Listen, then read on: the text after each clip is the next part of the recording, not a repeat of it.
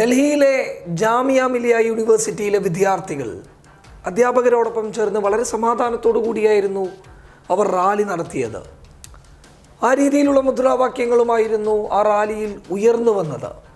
പക്ഷെ പോലീസ് കടന്നു വന്നുകൊണ്ട് ആ റാലിയെ അടിച്ചമർത്താൻ ശ്രമിക്കുകയും നിരപരാധികളെ വേട്ടയാടുകയും ചെയ്തു.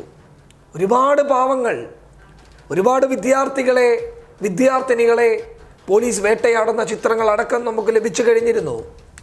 ഇവിടെ വ്യക്തമാകുന്നത് പോലീസ് സംഘപരിവാറിന് RSSന് അനുകൂലമായി മുന്നോട്ട് വരുന്നു എന്നുള്ളതാണ്. ഇപ്പോൾ സോഷ്യൽ മീഡിയയിലേറെ ചർച്ച ചെയ്യപ്പെടുന്ന വിഷയമെന്ന് പറയുന്നത് പലയിടങ്ങളിലും പോലീസുകാരല്ല വിദ്യാർത്ഥികളെ അടിക്കുന്നുള്ളത്.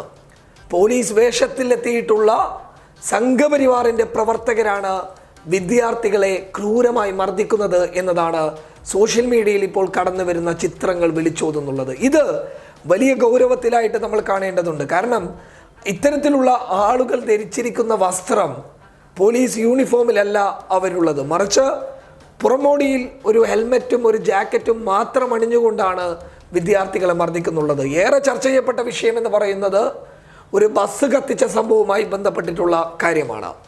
നിർത്തിയിട്ടിരിക്കുന്ന ബസ്സിലേക്ക് പെട്രോൾ ഒഴിക്കുന്നതും പിന്നീട് ആ ബസ് കത്തുന്നതുമായിട്ടുള്ള ദൃശ്യങ്ങൾ നവമാധ്യമങ്ങളിലൂടെ നമ്മളിലേക്ക് എത്തപ്പെട്ടതാണ്. ഇതിൽ നിന്നൊക്കെ നമുക്കൊരു ചിത്രം പുറത്തു വരുന്നത് പോലീസ് സംഘപരിവാറിൻ്റെ മുഖമായി മാറുന്നു എന്നുള്ളതാണ്. പോലീസ് യഥാർത്ഥത്തിൽ എന്താണ് ചെയ്യേണ്ടത്? വളരെ നല്ല രീതിയിൽ തന്നെ ആ റാലി നടത്തുന്ന വിദ്യാർത്ഥികളോട് സംസാരിക്കുകയും ജനാധിപത്യ മര്യാദയിൽ മുന്നോട്ട് പോകാൻ അവരോട് പറയുകയും ചെയ്യണം. പക്ഷേ അവരൊരിക്കലും ജനാധിപത്യ വിരുദ്ധമായിട്ടുള്ള മുദ്രാവാക്യങ്ങൾ വിളിച്ചിട്ടില്ല. വളരെ മാന്യമായ രീതിയിൽ തന്നെ മുന്നോട്ട് പോയ ഒരു റാലിയെ തകർത്തത് പോലീസിൻ്റെ സംഘപരിവാർ മുഖം തന്നെയാണ് എടുത്തു കാണിക്കുന്നുള്ളത്. അതുകൊണ്ട് തന്നെ ഡൽഹിയിലെ വിദ്യാർത്ഥികൾ വിളിച്ച ഡൽഹി പോലീസ് മുർദാബാദ് എന്ന് പറയുന്ന ആ ഒരു മുദ്രാവാക്യത്തിന് ഏറെ പ്രസക്തിയുണ്ട്. News desk public Kerala.